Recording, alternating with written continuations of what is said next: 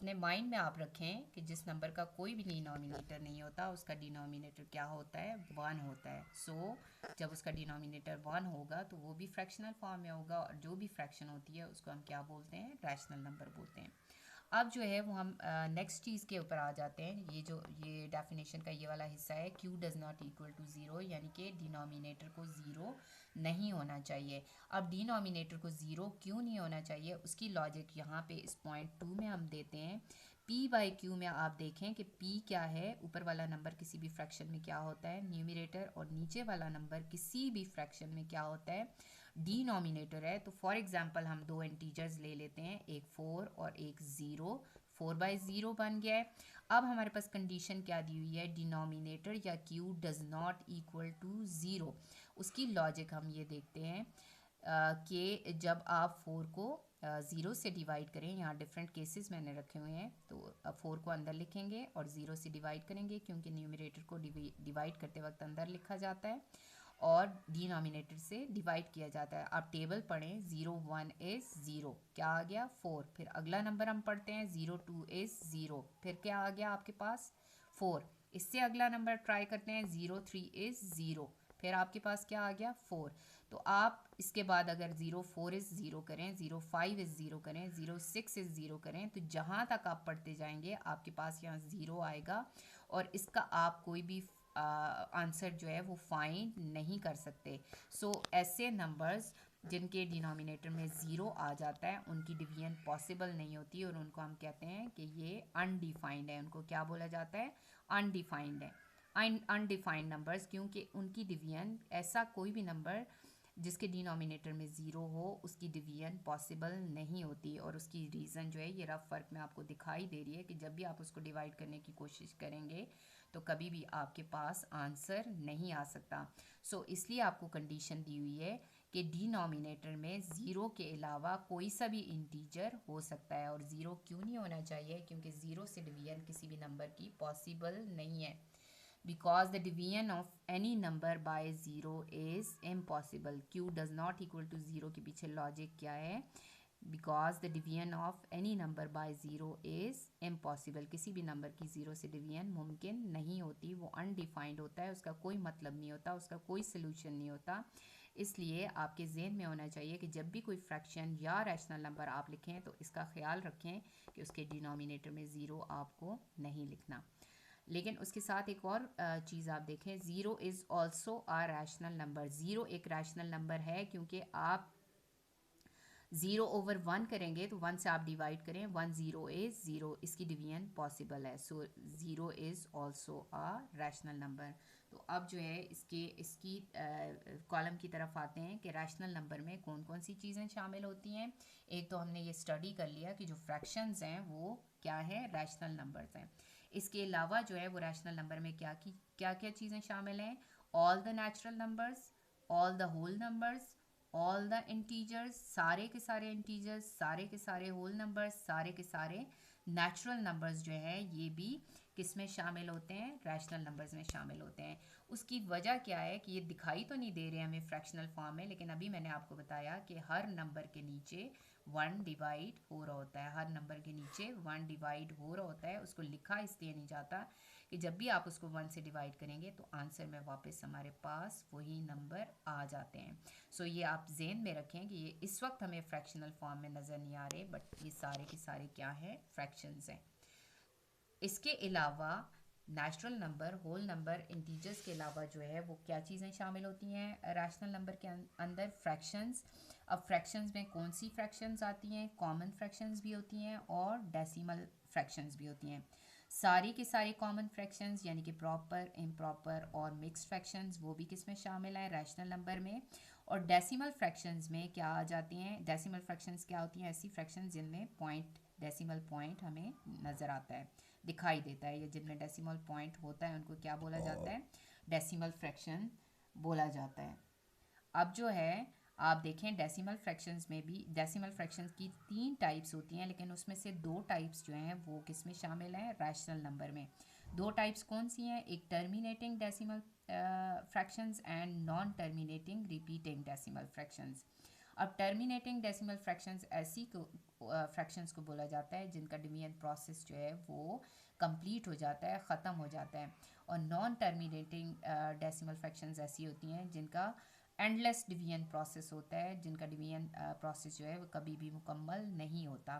Plus repeating का word क्या आता है कि डेसिमल पॉइंट के बाद कोई एक डिजिट या block of digit infinitely repeat होता जाता है। ये डॉट्स आपको क्या बताते हैं कि इसका डिवीजन प्रोसेस इनकम्प्लीट है, यानी कि जितना भी इसको आप डिवाइड करते जाएं इसका कोई भी लास्ट आंसर आपको नहीं मिलेगा। प्लस रिपीटिंग इसलिए इनको बोला जाता है कि इनमें कोई एक डिजिट जो है वो कॉन्टीन्यूसली रिपीट होता जाता है। सो ऐसी डेसिमल्स जो कि टर्मिनेटिंग भी हों और नॉन टर्मिनेटिंग रिपीटिंग हों वो सारी की सारी किस्में शामिल हो जाती हैं, रैशनल नंबर में शामिल हो जाती हैं। अब आपका जो आज का लेक्चर है उसमें आपका होमवर्क क्या है। होमवर्क में आपने इस टॉपिक को जो सबसे पहले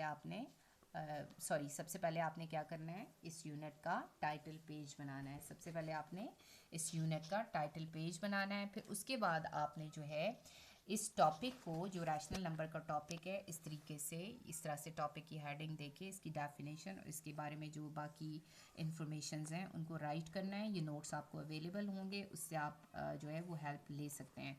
फिर उसके बाद आपने ये जो डेफिनेशन है या इसका इंट्रोडक्शन है इसको लर्न भी करना है। लर्न कैसे करना है ये थोड़ी देर के बाद मैं अभी आपको बता रही हूँ। फिर उसके साथ जो आपका काम है एक और है, पेज नंबर 25 आपकी बुक का पेज नंबर 25 यहाँ पे आपको दिखाई दे रहा होगा। उसका क्वेश्चन नंबर 1 है। इधर क्वेश्चन नंबर 1 पे आप फोकस करें। Read the following statements carefully and write T in front of true statements and F in front of false statements. ये आपको कुछ स्टेटमेंट्स इस टॉपिक से रिलेटेड दी हुई हैं जो कि अभी मैंने आपको एक्सप्लेन किया है। तो उनको आपने टॉपिक आपने स्टडी कर लिया हुआ है, तो इसको खुद से आपने अपनी नीट कॉपीज़ के ऊपर सॉल्व करना है। Question number 1 true and false, ये यहाँ पे 5 आपको स्टेटमेंट्स गिवन है, तो इसमें से आपने खुद देखना है कि कौन सी स्टेटमेंट ट्रू है, कौन सी फॉल्स है, और फिर इसको अपनी नीट कॉपी के ऊपर आपने अटैम्प्ट करना है। उसके साथ आपको इस टॉपिक की, पूरे टॉपिक की लर्निंग भी करनी है। और लर्निंग का मैंने आपको एक तरीका बताया हुआ है, लर्निंग थ्रू माइंड मैप। तो ये आज जो है मैं आपको बताती हूँ। मेरे स्टूडेंट्स जो हैं वो इससे वाकिफ़ हैं क्योंकि मैं उनको क्लास में स्टडी करवाती रहती हूँ माइंड मैप के थ्रू। माइंड मैप क्या चीज़ होती है?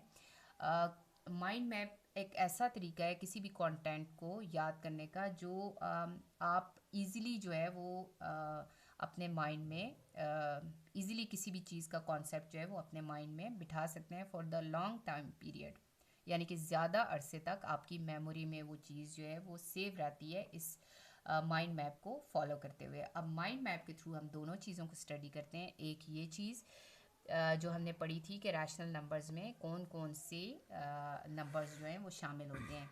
सो माइंड मैप में देखें रैशनल नंबर में कौन कौन से नंबर्स शामिल हैं। All the natural numbers, all the whole numbers, all the integers, common fractions, उन कॉमन फ्रैक्शंस में से प्रॉपर, इम्प्रॉपर, मिक्स्ड, सारी की सारी फ्रैक्शंस, प्लस उसके साथ आ जाता है डेसिमल फ्रैक्शन। डेसिमल फ्रैक्शन की कौन कौन सी फ्रैक्शन जो हैं वो रैशनल नंबर में शामिल होती हैं, एक टर्मिनेटिंग और दूसरी होती है नॉन टर्मिनेटिंग रिपीटिंग। इसकी एग्जांपल मैंने दी हुई है। टर्मिनेटिंग जैसे ये है 1/2, इसको आप डिवाइड करें तो आंसर आपके पास 0.5 आ गया, यानी कि इसका डिवीजन प्रोसेस जो है वो कंप्लीट हो गया है।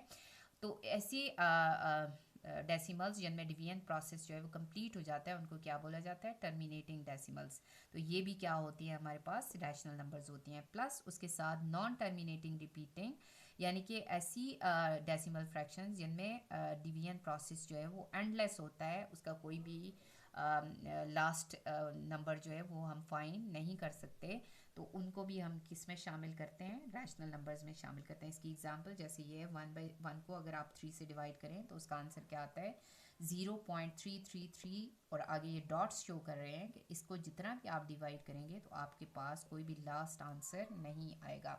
सो एंडलेस डिवीजन प्रोसेस जिनमें होता है उनको हम क्या बोलते हैं? Non terminating. सो रैशनल नंबर में ये वाली सारी चीज़ें आ जाती हैं। तो पैराग्राफ में याद करने की बजाय आप जो है इस माइंड मैप को फॉलो करें तो सारी की सारी डिटेल फ़ौरन से आपके सामने आ जाती है। और आपकी मेमोरी के अंदर for the long time period जो है वो सेव रहती है। इसी तरह से जो डेफिनेशन है रैशनल नंबर की, उसको आप कैसे लर्न कर सकते हैं कि a number which can be expressed in the form of p over q or fractional form where p and q are integers and q does not equal to 0। क्या definition हो जाएगी? a number that can be expressed in the form of p over q where p and q are integers and q does not equal to 0। q या denominator 0 नहीं होना चाहिए, क्योंकि अगर q जो है वो 0 के इक्वल होगा तो वो क्या हो जाएगा? अनडिफाइंड होगा। सो इस चीज़ को फॉलो करते हुए आपने इन दोनों टॉपिक्स की लर्निंग भी करनी है। आई होप कि ये वाला टॉपिक जो है वो आपको अच्छी तरीके से समझ में आ गया होगा। ये बिल्कुल न्यू टॉपिक है और आप ये ज़हन में रखें कि आगे 8th 9th और ऑनवर्ड्स जितने भी आप क्लासेस में मैथ्स को स्टडी करेंगे तो rational number is a very important topic. तो ये सारी जो इन्फॉर्मेशन है ये आपके माइंड में होनी चाहिए। So thank you all and अल्लाह हाफिज़। अस्सलाम वालेकुम। I am Sadia, your maths teacher.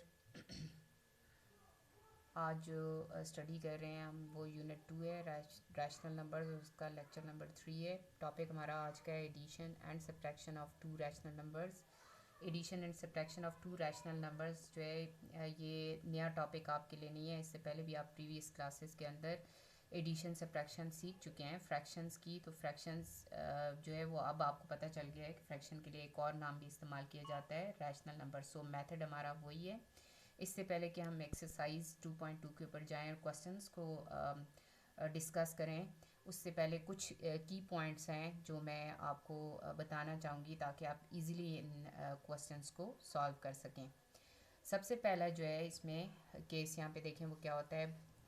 If both the given numbers are negative find sum so the sum is also negative. अगर जो आपके पास रैशनल नंबर दोनों दिए हुए हैं वो दोनों के दोनों नेगेटिव हैं, तो हमेशा आप ये देखें कि दोनों के साथ अगर माइनस साइन होगा तो आपने उनका सम लेना है या उनको ऐड करना है।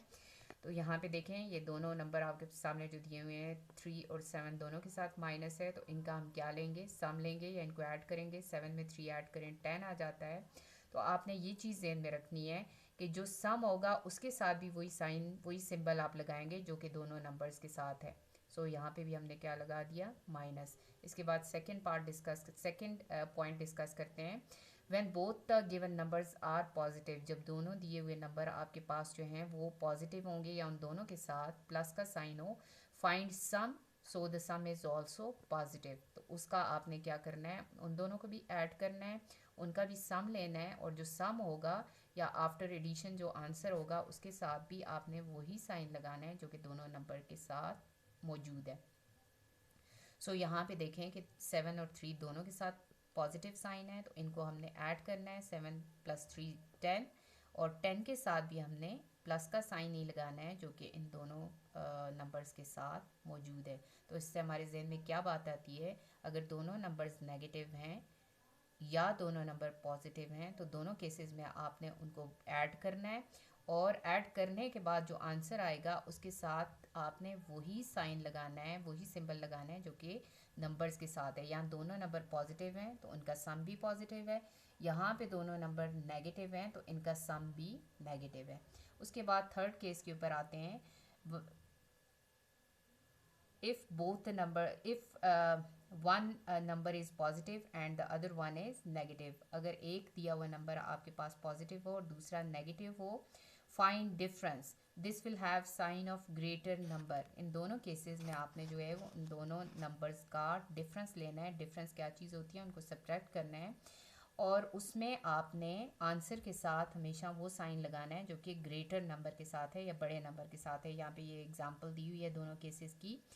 If one number is negative and the other one is positive, एक नेगेटिव और एक पॉजिटिव है तो हमेशा इनको आप सब्ट्रैक्ट करेंगे, माइनस करेंगे। 7 में से 3 माइनस करें 4 आ जाएगा। बड़े नंबर के साथ प्लस है तो आंसर में प्लस लगाएंगे। इन्हीं दो नंबर्स को अपोजिट साइंस के साथ देखते हैं। यहाँ पे भी एक प्लस है और एक माइनस है। यहाँ अब आपने फिर दोबारा सब्ट्रैक्ट करना है या डिफरेंस इनका फाइंड करना है। 7 में से 3 माइनस करें 4 आ जाएगा और अगेन जो है वो ग्रेटर वैल्यू का सिंबल जो है वो आप आंसर के साथ लगाएंगे। तो बड़ी वैल्यू के साथ माइनस है, यहाँ पे भी माइनस आ गया। सो रैशनल नंबर की एडिशन और सब्ट्रैक्शन करते वक्त ये 4 पॉइंट्स जो हैं ये अपने माइंड में रखें, तो आपसे कभी भी मिस्टेक नहीं होगी। इसके अलावा एक और पॉइंट है, when there is no sign before a number the number is positive। अगर किसी भी नंबर से पहले कोई साइन मौजूद नहीं है या बगैर सिंबल के नंबर आपको दिया हुआ है तो वो नंबर हमेशा पॉजिटिव होता है। अब एक्सरसाइज 2.2 के क्वेश्चंस के ऊपर आते हैं। सॉल्व करने आपने डिफरेंट रैशनल नंबर्स आपको दिए हुए हैं, उनको आपने चेक करना है कि उनको आपने ऐड करना है या सब्ट्रैक्ट करना है according to the given symbols. Part 1 है 1/2 प्लस 5/8। ये दोनों रैशनल नंबर्स हैं और बीच में प्लस का साइन है, तो आपको पता है जब फ्रैक्शंस या रैशनल नंबर के दरमियान एडिशन या सब्ट्रैक्शन का साइन हो तो हमेशा उनको थ्रू एलसीएम सॉल्व किया जाता है। और एलसीएम किस चीज़ का लिया जाता है? डिनोमिनेटर्स का। यहाँ पे डिनोमिनेटर्स 2 और 8 हैं, 2 और 8 का एलसीएम लें। एलसीएम भी ऑलरेडी आप सीख चुके हैं। 2 1 is 2, 2 4 are 8, 2 1 is 2, 2 2 are 4, 2 1 is 2। इन जो ये फैक्टर्स इसके आ रहे हैं इनको आपस में मल्टीप्लाई करें, 2 2 are 4, 4 2 are 8। So LCM is 8। इसको यहाँ पे आपने लिखना है। अब आपने क्या करना है, इस स्टेप के अंदर डिनोमिनेटर में आप देखें दोनों डिनोमिनेटर्स में जो नंबर हैं तो आपने देखना है कि यहाँ पे ये 2 के टेबल में जो LCM 8 है वो किस जगह पे आता है।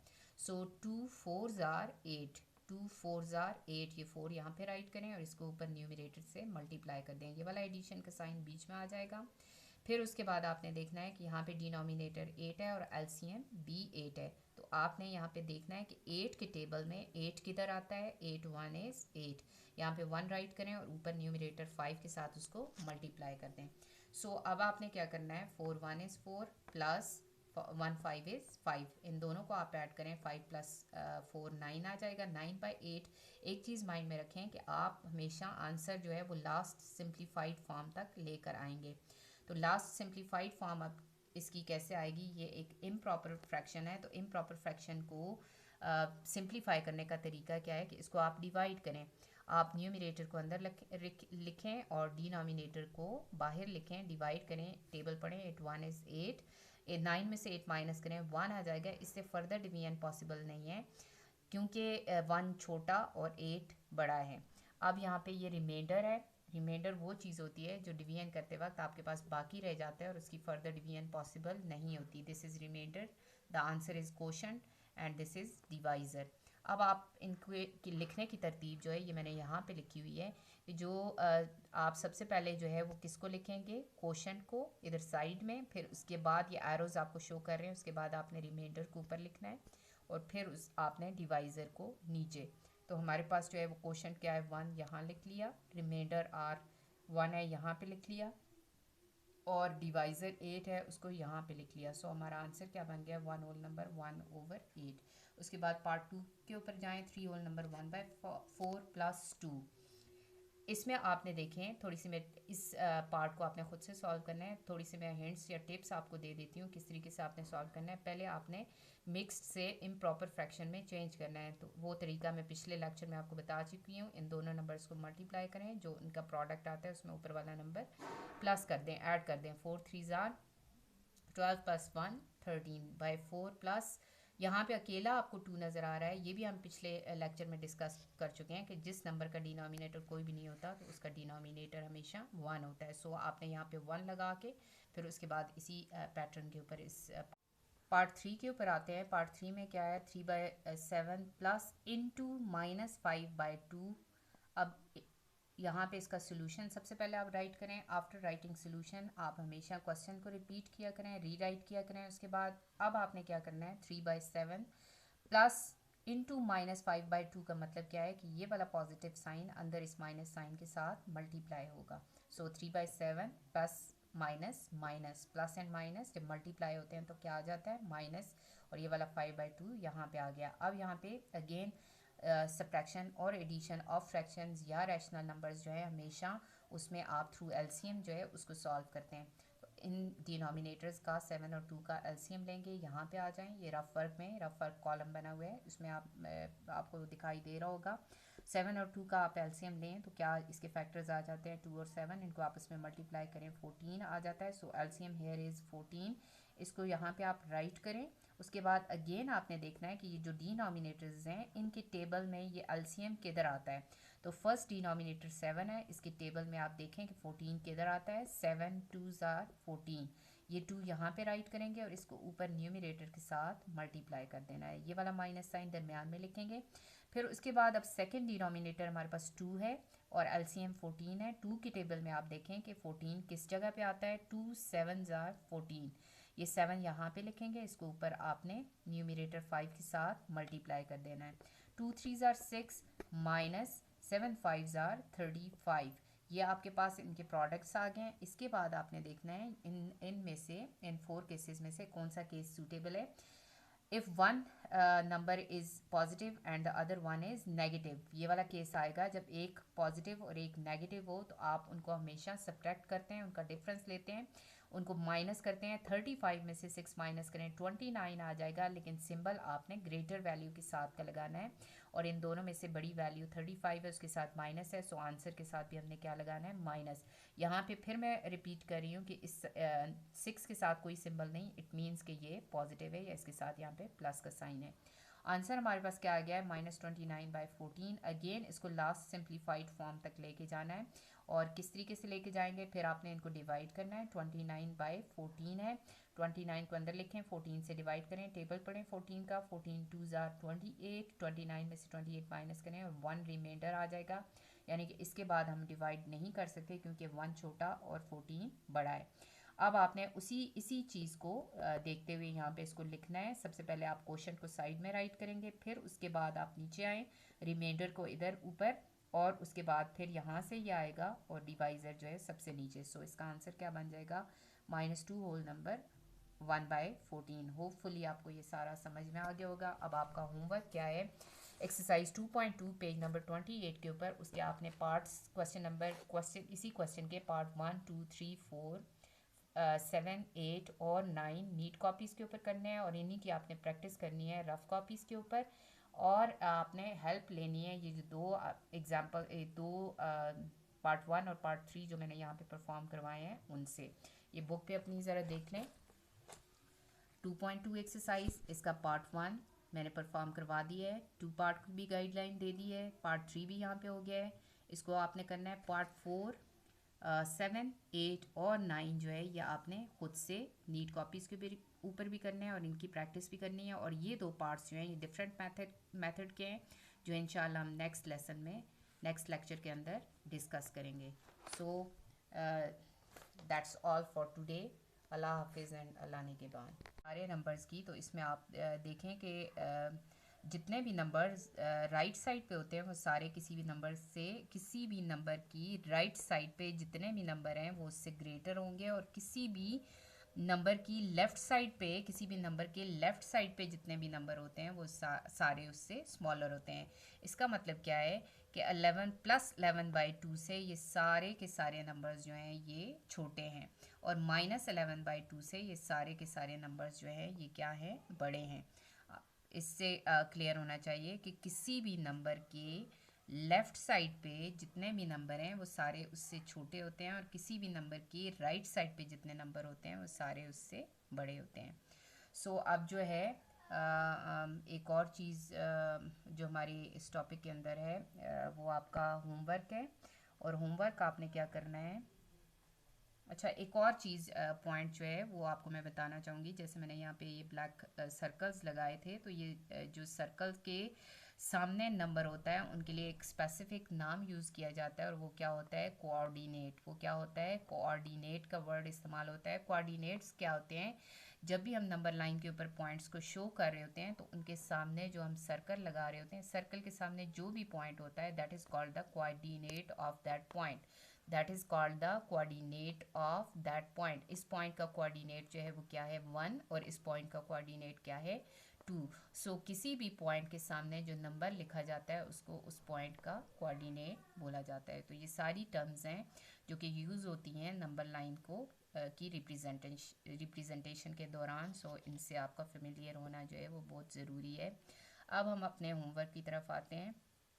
होमवर्क में आपने क्या करना है, सबसे पहले जो टॉपिक आज का हमारा है नंबर 9 का टॉपिक, इस टॉपिक को आपने अपनी नीट कॉपीज़ के ऊपर राइट करना है।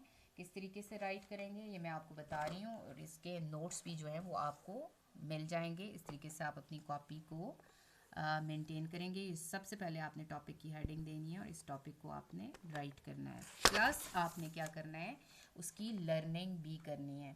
इस टॉपिक की आपने लर्निंग भी करनी है। उसके बाद आपने जो करना है, एक्सरसाइज 2.1 का क्वेश्चन नंबर 2, उसका पार्ट 1 ये मैंने आपको करवा दिया है।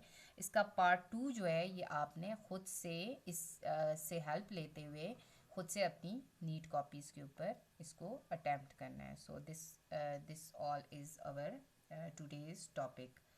Allah Hafiz.